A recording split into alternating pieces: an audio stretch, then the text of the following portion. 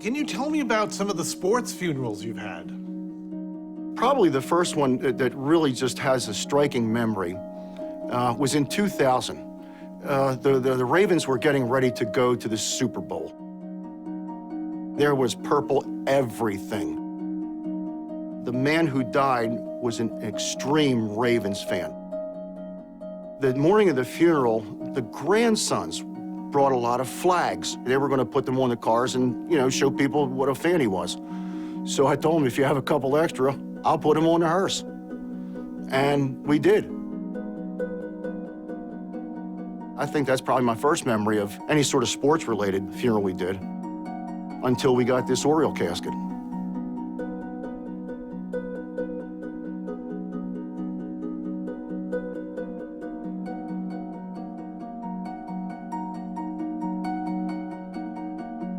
We had a Steeler fan whose spouse came to us, and she said, my husband is ill, and he doesn't want to have a traditional service.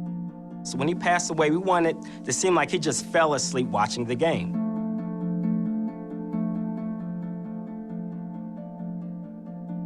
The dimensions of a recliner chair are very similar to a casket, and we would have him laid in the recliner as though he fell asleep.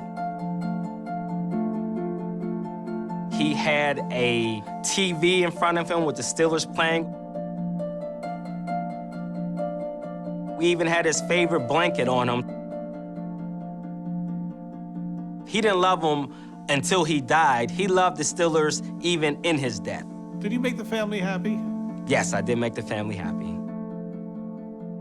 Quite often we'll have a family will come in and they'll want to design a monument based on what that person's love was and what their hobby was. They want that monument to tell a little story. I had just made a monument last year for a Raiders fan. The sister contacted me to make this monument for her brother. He used to chant as a little boy, "Win, lose, tie, Raiders fan till the day I die." He was adorned in Raiders attire, a Raiders shirt when he was laid to rest. And there would be nothing more fitting, she said, than it had to be a Raiders monument. Raiders fan till the day he died, and thereafter.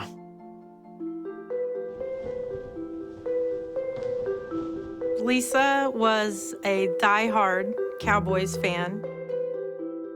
I think she was born that way.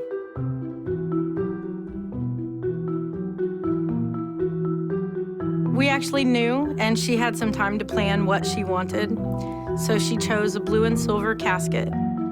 She was buried in her authentic, personalized custom jersey with her name on the back and 31 for the date of her birth.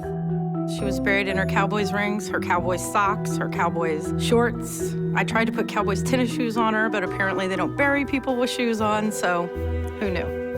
When I notified everyone that Cowboys clothes were requested at her service, nobody was surprised by that. Our minister wore a suit with a Cowboys jersey underneath his blazer. It was such a big part of her life. Why not be a part of her send-off too? We have an area called the Aggie Field of Honor. Being fans of the university, that's their choice of places to be buried. The graves in the Aggie Field of Honor, we actually oriented them so they're all from the foot to the head pointed towards the stadium. You can look right through the Spirit Gate and see the football stadium in the background. You can hear the roar of the crowd, so your spirit should be partaking in game day activities. First come, first serve, so you got to get in there if you want those prime spots. Do you think there are sports after you're dead? I mean, up in heaven? You never know. What would you do without the Cubs? I don't know. I wouldn't sure be a White Sox fan, that's for sure. I'm a Cubs fan. I've been a Cubs fan for 1,000 years. How much do you really like the Cubs? Oh, I like them. Sometimes I don't. They get me mad. I ain't gonna lie to you, they make me mad. My favorite player was Mark Grace. The first time I met Grace, I said, glad to meet you. And he said, I'm glad to meet you too, darling. That's what he said. My favorite dream is that I work at Cubs Park. They have a lot of senior citizens there, older than me. Tell me about your plans. Well, I hope I live a long time down the road, but if I pass away, I would like to have, wear some Cubs stuff on, like a nice jersey or a nice top, whatever, like I got on today. No fancy dress. I don't want to be buried in a fancy dress. I'm a Cub fan.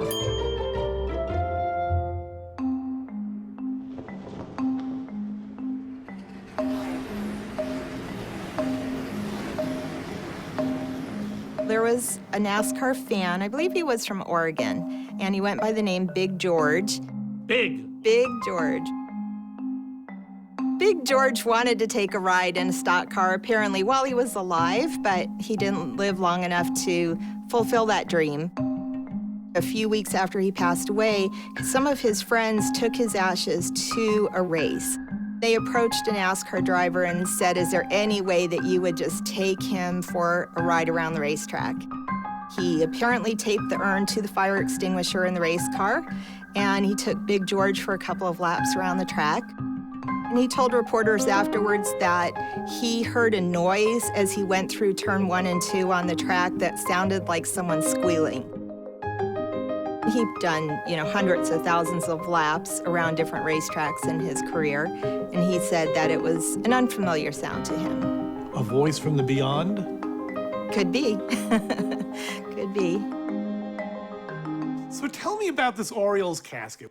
That has more to do with my son than with me. One day he was looking online and he said, "Hey, Dad, what do you think?" He just happened to come across this website that had caskets that were licensed by Major League Baseball. I thought he was a little crazy myself, but he ordered it. Almost everybody who walked in that room used to say, "Oh my, look at that. Do you know who would look good in there?" And then they'd name somebody,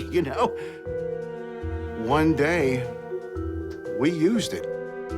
The man who was buried in that casket died at home, so it was going to take us some time to get down there. And while they were waiting, they dressed Dad in black sweatpants and his Oriole jersey. So the following day, when they came up to meet me, they stopped right there. They said, "That's it." They buried him in that Oriole casket with his Oriole jersey. People always say when you're a fan for life, but that might be a little short-sighted.